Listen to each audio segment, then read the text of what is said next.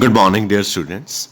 Today we are going to talk about some commercial cells which will be used in various devices in the daily life, like in the watches, wristwatches, I mean to say, like in the clocks, hearing devices, calculators. There are so many kinds of cells available in the market which are commercially used. We are going to have a preliminary idea or elementary idea of these cells. If they are connected together, it's a battery.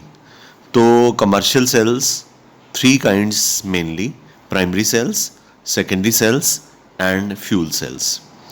First of all come to primary cells. Primary cells ऐसे cells होते हैं जिनमें redox reaction सिर्फ life time में, cell की life time में एक ही बार होता है. उसके बाद जो सेल है डेड हो जाता है, उसे फेंक देते हो. आप क्लॉक में सेल नहीं डालते तो 3-4 महीने के बाद आपकी क्लॉक काम करना बंद कर देती है, तो आप कहते हैं कि सेल ख़त्म हो गया इसका, तो नया सेल डालते हैं. तो वो प्राइमरी सेल होता है. प्राइमरी सेल के अंदर दो कैटेगरीज हैं. एक ड्राई सेल्स होते हैं, एक मर्करी सेल्स. हमें इनका सिर्फ एलिमेंट्री आइडिया लेना है. ड्राई सेल वैसे तो लेक्लेंचे सेल की एक कंपैक्ट फॉर्म है. एनोड का नाम याद करना है. ड्राई सेल की एनोड का नाम है जिंक कंटेनर. कैथोड इसमें ग्रेफाइट है. एनोड और कैथोड के बीच में स्पेस होता है जिसमें वो अमोनियम क्लोराइड और जिंक क्लोराइड की पेस्ट को फिल करते हैं. और ग्रेफाइट रॉड जो है surrounded with manganese dioxide and carbon. Reaction इसके एनोड पे और कैथोड पे होते हैं. एनोड पे जिंक इलेक्ट्रॉन लूज करता है और कैथोड पे manganese dioxide ammonium electron gain करते हैं. तो हमारे पास Mn2O3 और अमोनिया प्लस वाटर आ जाता है. वोल्टेज ये सेल जो प्रोड्यूस करता है 1.25 वोल्ट से लेके 1.5 वोल्ट तक, इसे क्लॉक्स रिमोट्स में यूज़ करते हैं.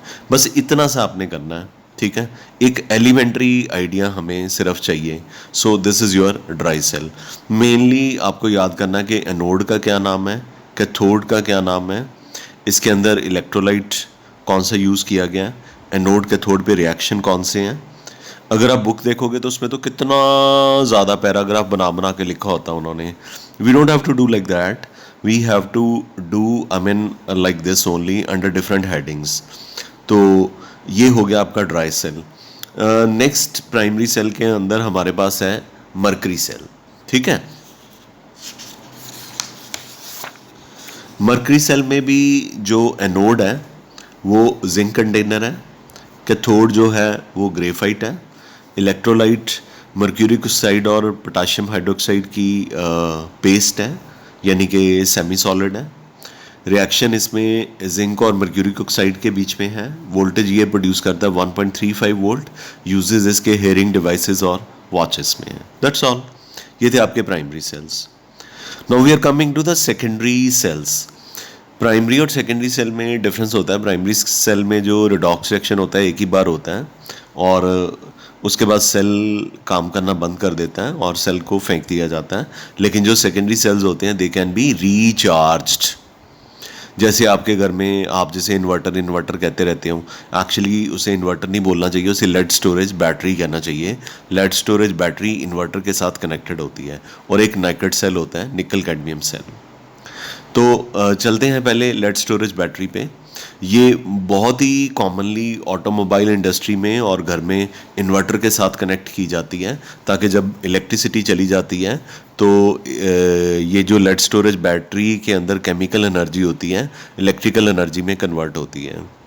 और ऑटोमोबाइल्स हमारे जो हैं उसमें हॉर्न बजाते हो, ठीक है, तो उसको चलाने के लिए जो बैटरी है उसका सेल्फ मारते हो, उसको स्टार्ट करने के लिए बैटरी की ज़रूरत होती है. गाड़ियों में, 2 व्हीलर्स में, 4 व्हीलर्स में मोस्टली प्रेजेंट होती है नाउ डेज एटलीस्ट. एनोड इसमें लेड होती हैं, कैथोड लेड डाइऑक्साइड PbO2 होती हैं, और इलेक्ट्रोलाइट लेड स्टोरेज बैटरी में डिल्यूट सल्फ्यूरिक एसिड होता है। इसकी डेंसिटी 1.30 ग्राम पर क्यूबिक सेंटीमीटर होती है। डेंसिटी से नीचे नहीं फॉल करनी चाहिए, इससे नीचे फॉल कर जाए तो सेल काम करना या बैटरी काम करना बंद कर देती है। इसको बैटरी इसलिए कहा गया कि इसमें 6 सेल जो हैं उनको कनेक्ट किया गया। हर सेल की वोल्टेज जो है वो 2 वोल्ट है। टोटल नॉर्मली जो एक बैटरी होती है 6 सेल्स की बनी होती है लेड स्टोरेज बैटरी, इससे ज़्यादा की भी हो सकती है, नॉर्मली मैं बात कर रहा हूँ। तो 12 वोल्ट की बैटरी है जो 6 सेल की बनी होती है। हर सेल जो वोल्टेज प्रोड्यूस करता है वो 2 वोल्ट है। तो इसके रिएक्शन ना 2 हैं, एक डिस्चार्ज के दौरान, एक रीचार्ज के दौरान। देखिए, जब लाइट नहीं है तो आपका जो इन्वर्टर है, बैटरी का जो सेटअप है वो केमिकल एनर्जी को इलेक्ट्रिकल एनर्जी में कन्वर्ट करता है और आपके घर में लाइट रहती है। आपका पंखा एटलीस्ट, आपने जोन से डिवाइसेस बैटरी पे करवाए होते हैं वो चलते हैं। उस वक्त रिएक्शन ये होता है, लेड, मैंने ओवरऑल रिएक्शन लिखा है, एनोड और कैथोड वाला नहीं लिखा। Lead dioxide hydrogen ion sulphuric acid से आया, सल्फेट सल्फ्यूरिक एसिड से आया। ये लेड सल्फेट है, ये वाटर है। लेड सल्फेट जो है एनोड और कैथोड पे सॉलिड फॉर्म में डिपॉजिट हो जाता है। अब जब उसके अंदर जितना भी केमिकल होता है, जब इलेक्ट्रिकल एनर्जी में कन्वर्ट हो जाता है तो बैटरी डाउन हो जाती है। तो तब तक लाइट आ जानी चाहिए, ठीक है। तो अब अज्यूम कीजिए कि लाइट आ गई, तो अब वो जो लेड स्टोरेज बैटरी है उसकी रीचार्जिंग होनी शुरू हो जाएगी, मतलब वो चार्ज होनी शुरू हो जाएगी। जब वो चार्ज होनी शुरू हो जाएगी तो ये जो डिस्चार्जिंग के दौरान जितना भी रिएक्शन था सारा रिवर्स कर दो, क्योंकि अब जो लेड स्टोरेज बैटरी में एनोड कैथोड पे जो लेड सल्फेट डिपॉजिट हो गया वो अलग हो जाएगा, ठीक है। और आपके पास जो लेड एनोड है, लेड डाइऑक्साइड जो कैथोड है वो आपको दोबारा मिल जाएगी और साथ में सल्फ्यूरिक एसिड मिल जाएगा। ये डिस्चार्ज और रिचार्ज के रिएक्शन है जो एक दूसरे के ऑपोजिट हैं। यानी कि डिस्चार्ज में जो रिएक्टेंट थे वो रिचार्ज में प्रोडक्ट हैं, डिस्चार्ज में जो प्रोडक्ट थे वो रिचार्ज में रिएक्टेंट है। बस इतना का आपने याद करना है। That's all, got it. ये था आपका लेड स्टोरेज बैटरी। दूसरा है नाइकेड सेल, निकल कैडमियम सेल। इसमें आपने कुछ ज़्यादा नहीं करना, एनोड का नाम याद करना है कैडमियम, इसे नाइकेड सेल भी कहते हैं। कैथोड का नाम निकल 4 ऑक्साइड यानी कि NiO2, electrolyte potassium hydroxide. Voltage जो ये प्रोड्यूस करता है एक सेल 1.4 वोल्ट, और ये कैलकुलेटर्स में ये सेल छोटा सा होता है, कैलकुलेटर के अंदर सेल या रिस्ट वॉचेस के अंदर होता है। आजकल आपको पता ही है कि वो बटन सेल नहीं होता, छोटा सा, बहुत सारी जगह पे यूज़ करता है, ठीक है, होता है। तो ये सेल्स वैसे होते हैं। इस सेल की जो कंपैक्टनेस है बहुत ज़्यादा है। आप देखिए कि लेड स्टोरेज बैटरी आपके घर में कितनी बड़ी होती है, या आप अपनी एक्टिवा के अंदर डालते हो या गाड़ी के अंदर जो लेड स्टोरेज बैटरी डालते हो वो कितनी बड़ी होती है। तो लेकिन ये कैलकुलेटर के अंदर इतनी बड़ी बैटरी थोड़ी डालेंगे, ये तो बिल्कुल छोटा सा ही होगा ना नेचुरली।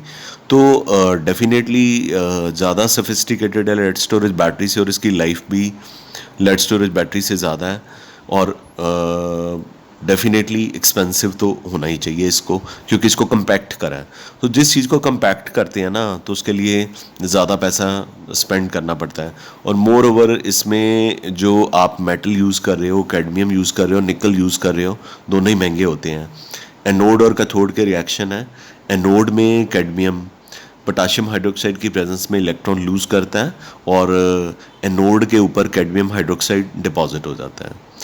तो और कैथोड पे कैथोड निकल डाइऑक्साइड की है, ये एक्वस मीडियम की प्रेजेंस में इलेक्ट्रॉन को गेन करके और कैथोड के ऊपर निकल हाइड्रोक्साइड डिपॉजिट होता है। ये रिएक्शन भी जो है वो डिस्चार्ज के दौरान है।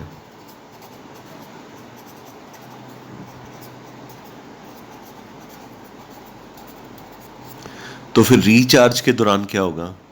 ऑपोजिट हो जाएगा, बिल्कुल ऑपोजिट हो जाएगा। जो प्रोडक्ट है वो रिएक्टेंट की तरफ चला जाएगा, जो रिएक्टेंट है वो प्रोडक्ट की तरफ चला जाएगा, बोथ एनोड और कैथोड में। यहाँ पे काम कर सकते हैं, इसके नीचे लाइन लगा के ओवरऑल रिएक्शन लिख सकते हैं, ओवरऑल रिएक्शन याद कर सकते हैं। तो डिस्चार्ज के दौरान जो रिएक्शन होगा, रिचार्ज में वो रिएक्शन जो है वो बिल्कुल क्या हो जाएगा, ऑपोजिट हो जाएगा। ठीक है बच्चे, तो दो सेल्स हमने दो कैटेगरीज हमने सेल्स की पढ़ भी ली। ठीक है, एक हमने प्राइमरी सेल्स पढ़ लिए, एक हमने सेकेंडरी सेल्स पढ़ लिए। थर्ड हमारे पास होते हैं फ्यूल सेल्स। तो इसकी classical example hydrogen oxygen cell है।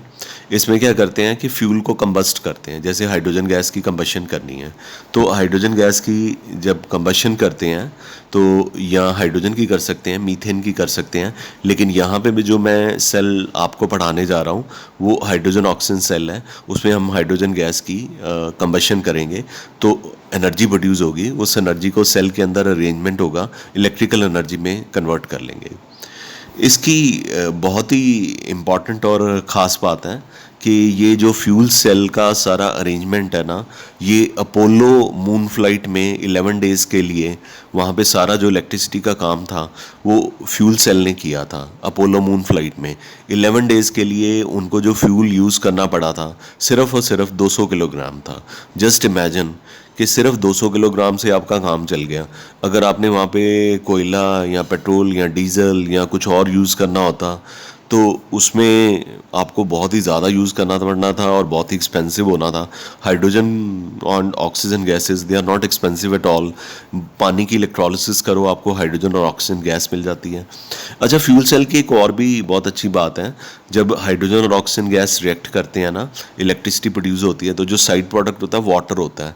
तो जो अपोलो मून फ्लाइट में एस्ट्रोनॉट्स थे गए थे उसके साथ, उन्होंने वाटर को जो इसका साइड प्रोडक्ट मिला था, बाई प्रोडक्ट मिला था फ्यूल सेल में, उस वाटर को यूज़ भी किया था। एनोड इसमें और कैथोड दोनों ही कार्बन की बनी होती है। यहाँ पे लिखा पोरस, पोरस का मतलब उसमें हल्के हल्के छेद होते हैं और उन छेदों के अंदर कैटलिस्ट को डाला होता है। और इलेक्ट्रोलाइट इस सेल में यूज़ होता है, सोडियम हाइड्रोक्साइड और पोटाशियम हाइड्रोक्साइड। फ्यूल हाइड्रोजन और ऑक्सीजन गैसेस हैं, बेसिकली हाइड्रोजन गैस है, उसकी कंबशन करने के लिए हमें ऑक्सीजन गैस यूज़ करना है। तो पोरस कार्बन जो कि एनोड और कैथोड है, उसमें जो कैटलिस्ट यूज़ किया गया वो प्लेटिनम या प्लेडियम है। ये इसकी ड्रॉबैक है कि इतना महंगा जो इतना एक्सपेंसिव कैटलिस्ट हमें यूज़ करना पड़ेगा, तो हम इसको डेली लाइफ में तो नहीं यूज़ कर सकते। चलो, अपोलो मून फ्लाइट तो एक साइंटिफिक प्रोजेक्ट हो गया जिसने कि हमारे लिए बहुत ही अच्छा काम करना था, उस पर हमने पैसे खर्च लिए। पर अब घर में हम लेड स्टोरेज बैटरी को रिप्लेस करके फ्यूल सेल तो नहीं लगा सकते, क्योंकि प्लेटिनम और palladium they are very very expensive metals. Reaction बहुत ही सिंपल है। हाइड्रोजन गैस ऑक्सीजन गैस के कांटेक्ट में आती है इस इलेक्ट्रोलाइट की प्रेजेंस में, कॉन्सेंट्रेटेड सोडियम हाइड्रोक्साइड की प्रेजेंस में, तो आपको वाटर मिलता है, साथ में energy, and this energy is definitely converted to electrical energy. यहाँ तक क्लियर है? ठीक है।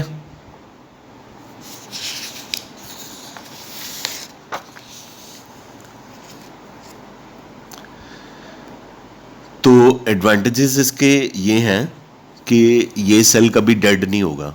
अभी डेड होगा कैसे? आप कॉन्टीन्यूसली तो फ्यूल को सप्लाई कर ही जा रहे हो, हाइड्रोजन ऑक्सीजन गैस को, पोल्यूशन नहीं कॉज करता। थ्योरेटिकली इसकी एफिशिएंसी 60 to 70% है। ड्रॉबैक्स, कैटलिस्ट बहुत एक्सपेंसिव है और इसमें गैशियस फ्यूल को हैंडल करना बहुत डिफ़िकल्ट है।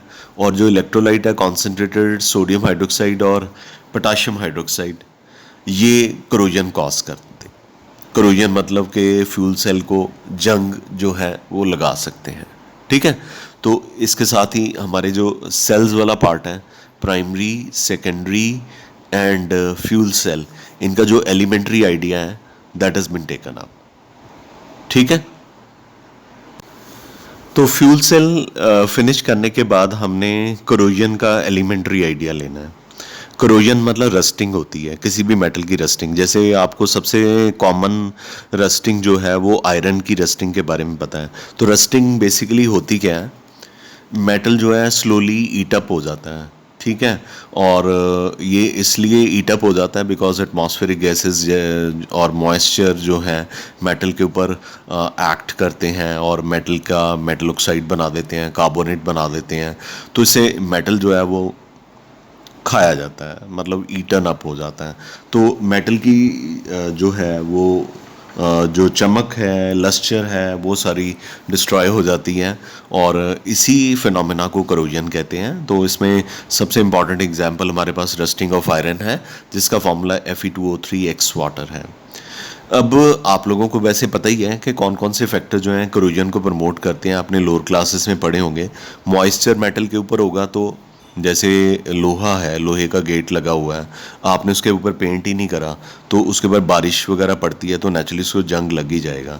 या मेटल पे स्ट्रेन आ जाती है, स्ट्रेन मतलब कि कोई लाइक उसका कोई एक्सीडेंट हो गया तो उसके ऊपर एक ऐसे लाइन सी लग गई है, तो उस हिस्से को आप पेंट नहीं करते, कवर अप नहीं करते तो उसको जंग लग ही जाएगा। ठीक है, जैसे आपकी गाड़ी ठुक गई है तो उस हिस्से पे पेंट उखड़ गया, ठीक है, तो आप उसको ऐसे रहने देते हो तो after couple of months you will find कि वहाँ पे जंग लग सकता है अगर आप उसको जो है पेंट दोबारा से रीपेंट नहीं करवाते। मेटल अगर पूरी तरह से प्योर नहीं है, उसमें इम्प्योरिटीज़ हैं, तो भी करोजन जो है फास्ट होती है। अगर मेटल हाईली रिएक्टिव है तो भी जो है करोजन जो है वो बहुत फास्ट हो जाती है। करोजन इज़ रस्टिंग बेसिकली, और यहाँ पे हमने आयरन की करोजन के बारे में ही बात करनी है। ठीक है, आप करोजन को प्रिवेंट करना चाहते हैं तो 4 मेथड्स हैं। पहला है बैरियर प्रोटेक्शन। बैरियर प्रोटेक्शन में क्या करते हैं कि मेटल को ना डायरेक्टली एटमॉस्फेयर गैसेस के कांटेक्ट में आने नहीं देते। मेटल को पेंट कर दो, मेटल के ऊपर ग्रीस ऑयल लगा दो आयरन के ऊपर, या आयरन की सरफेस के ऊपर नॉन कोरोडिंग मेटल होते हैं जिनको जंग ही नहीं लगती, निकल, क्रोमियम, टिन, जिंक की कोटिंग कर दो तो जंग नहीं लगती। तो ये खुद ख़राब हो जाएंगे लेकिन नीचे जो आयरन है वो बचा रहेगा। तो इस तरह से इस फिनोमेना को बैरियर प्रोटेक्शन कहते हैं। दूसरा होता है सेक्रीफिशियल प्रोटेक्शन। सेक्रीफिशियल प्रोटेक्शन में क्या करते हैं कि आयरन के सरफेस को ऐसे मेटल के साथ कवर कर देते हैं जो मेटल जो है आयरन से ज़्यादा एक्टिव है। तो जैसे जिंक के साथ कोट कर दिया। अब जो जिंक है वो आयरन के ऊपर कोट कर दिया तो जिंक जब एयर के कंटैक्ट में आएगा, मॉइस्चर के और गैसेस के कंटैक्ट में आएगा, एटमॉस्फेरिक गैसेस के कंटैक्ट में आएगा, तो जिंक की ऑक्सीडेशन होगी, ये अपने इलेक्ट्रॉन लूज़ करेगा और आयरन को प्रिवेंट करेगा। आयरन अपने इलेक्ट्रॉन लूज़ नहीं करेगा, आयरन की ऑक्सीडेशन नहीं होगी। जब तक आयरन की ऑक्सीडेशन नहीं होगी आयरन बचा रहेगा। और जो जिंक है वो एयर, मॉइस्चर और एटमॉस्फेरिक गैसेस के कंटैक्ट में आने के बाद एक इनविजिबल लेयर आयरन के ऊपर बना देता है, बेसिक जिंक कार्बोनेट की। तो वो इनविजिबल लेयर जो है मॉइस्चर को आयरन के ऊपर अटैक नहीं करने देती और ये खुद बर्बाद होके, यानी कि जिंक उसका कंपाउंड बन जाता है, खुद इसका कंपाउंड बन जाता है। ये खुद इसकी जो केमिकल एक्टिविटी, इसकी जो केमिकल नेचर है वो चेंज हो जाती है जिंक की, लेकिन नीचे जो आयरन है वो पूरी तरह से प्रोटेक्ट रहता है। तो इसका मतलब कि जिंक ने अपनी कुर्बानी दे के आयरन को बचा लिया, यानी सेक्रीफाइस करा। तो that is why this is called as sacrificial protection. Got it? तीसरे नंबर पे हमारे पास है कैथोडिक प्रोटेक्शन। इसमें क्या करते हैं कि एक दो मेटल ले लेते हैं। एक आयरन का ऑब्जेक्ट है, जैसे अंडरग्राउंड वाटर पाइप है वो आयरन की है, और उसको आपने मैग्नीशियम के साथ कनेक्ट कर दिया। तो मैग्नीशियम को वायर के साथ कनेक्ट कर दिया, मैग्नीशियम को आयरन के साथ कनेक्ट कर दिया वायर की हेल्प से, और वो जो आयरन का ऑब्जेक्ट है वो वाटर की पाइप है अंडरग्राउंड ज़मीन में। तो वहाँ पे आपने मैग्नीशियम और आयरन को कनेक्ट कर दिया। तो आयरन जो है कैथोड का काम करेगा और जो मैग्नीशियम है एनोड का काम करेगा। तो मैग्नीशियम की ऑक्सीडेशन होती जाएगी, मैग्नीशियम टाइम के साथ, पैसेज ऑफ टाइम के साथ डिस्ट्रॉय हो जाएगा, फिर नए मैग्नीशियम के साथ उसको रिप्लेस करेंगे, लेकिन जो कैथोड आयरन है वो बच जाएगा।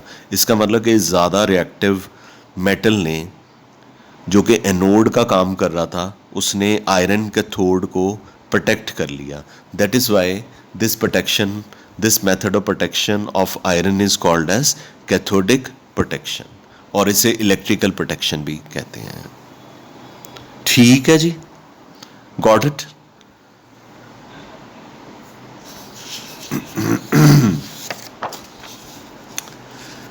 फाइनली हमारे पास मार्केट में एंटी रस्ट सॉल्यूशंस आती हैं, जैसे कि phosphate, alkaline phosphate, alkaline chromate solution. इनको कोट कर देते हैं आयरन के ऊपर, जिस आयरन को आप प्रिवेंट करना चाहते हैं रस्टिंग से। ठीक है, तो ये एक प्रोटेक्टिव लेयर बना देती हैं आयरन के ऊपर। जैसे फॉस्फेट लेयर है, फॉस्फेट की सॉल्यूशन है, अल्कलाइन फॉस्फेट की सॉल्यूशन है, वो आयरन के साथ मिलके एक protective film of iron phosphate iron के ऊपर बना देती है।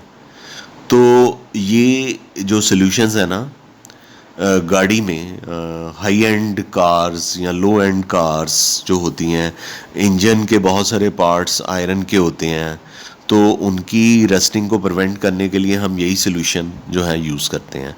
वहाँ पे कैथोडिक प्रोटेक्शन तो नहीं ना यूज़ कर सकते। ठीक है, तो ये था कि हम जंग से आयरन को कैसे बचा सकते हैं। जंग मतलब वॉर नहीं, जंग मतलब rusting. Okay, last but not the least for this chapter is hydrogen economy. You must have read this in a hydrogen chapter in the plus one standard also, but let me give you a brief idea regarding the hydrogen economy. कहता कि hydrogen एक alternative ideal source है energy का, non polluting है और renewable है। पानी की इलेक्ट्रोलिसिस करो, आपको हाइड्रोजन गैस मिल जाती है। तो साइंटिस्ट जो हैं उनका ये विज़न है कि maybe in the near future they will be using hydrogen gas as a source of energy, and this vision of using hydrogen gas on large scale for producing energy is called as hydrogen economy. इसके साथ ही हम chapter finish करते हैं। आपका ये chapter finish हुआ।